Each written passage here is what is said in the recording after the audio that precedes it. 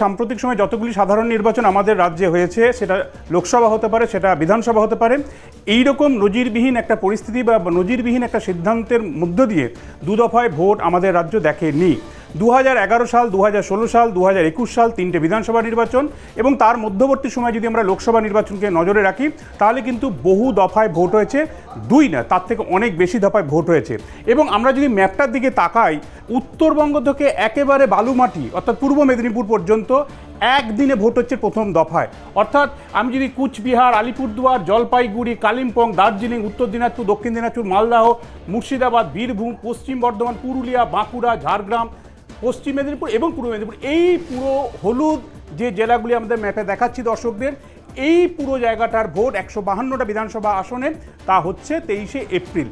এবং এই জায়গায় আমরা যদি 2021 সালের বিধানসভা ভোটের যে পরিসংখ্যান আসনগত, তাতে দেখি যদিও 77টা সিট বিজেপি পেয়েছিল, পরে সেই সিট সংখ্যা অর্থাৎ দল বদল হয়েছিল, বিজেপি থেকে তৃণমূলে ফিরেছিল বা অনেকে জয়েন করেছিল, সেই সংখ্যা দেখলে এই প্রথম দফায় যতগুলি সিট রয়েছে অর্থাৎ 152টা আসনে ভোট হবে, তার মধ্যে 54টা আসনে বিজেপি 2021-এর ফলের নিরিখে কিন্তু তারা জিতেছিল বা এগিয়েছিল, জিতেছিল, জয়লাভ করেছে।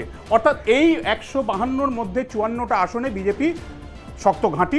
সেই দিক থেকে প্রথম দফাটা হচ্ছে আমাদের রাজ্যের অন্তত ভোটের এই দফা অনুযায়ী, কমিশন নির্ঘণ্ট অনুযায়ী, তাতে কিন্তু বিজেপির জন্য যথেষ্ট ভালো জায়গা।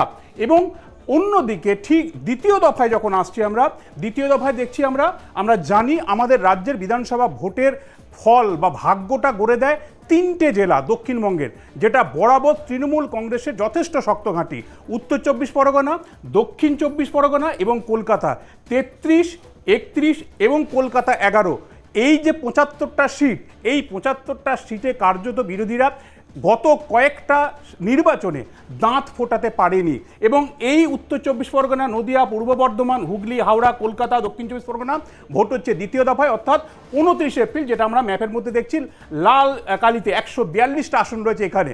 এই 142 আসনের মধ্যে 2021-এর নিরিখে ফলাফল কিন্তু বিজেপির অত্যন্ত খারাপ, 15টা আসনে তারা এগিয়েছিল।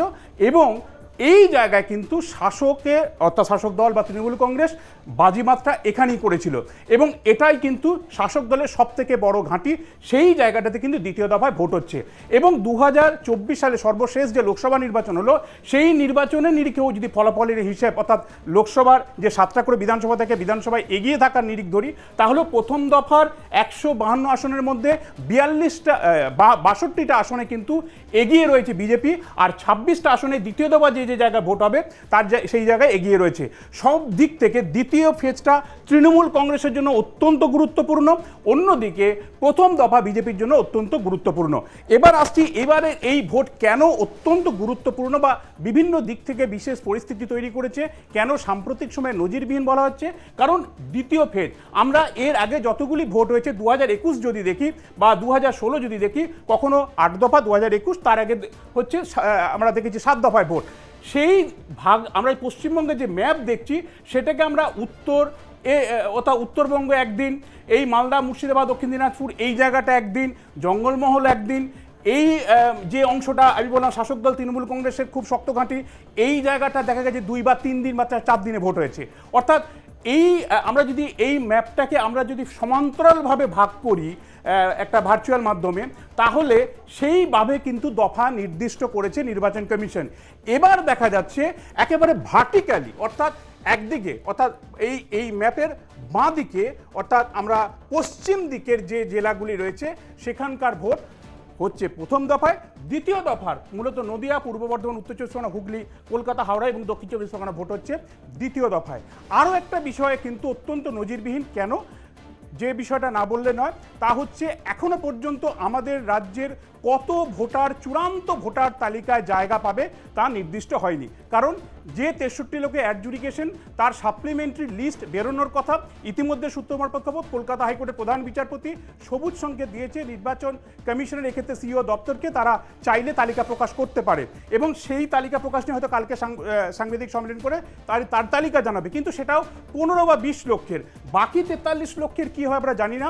সেদিক থেকেও একটা নজিরবিহীন মানুষ শেষমেশ 7 কোটি থেকে নেমে কতজন মানুষ ভোট দিতে পারবে তা ভোটের মনোনয়নের ঠিক আগের দিন পর্যন্ত মানুষ জানতে পারবে।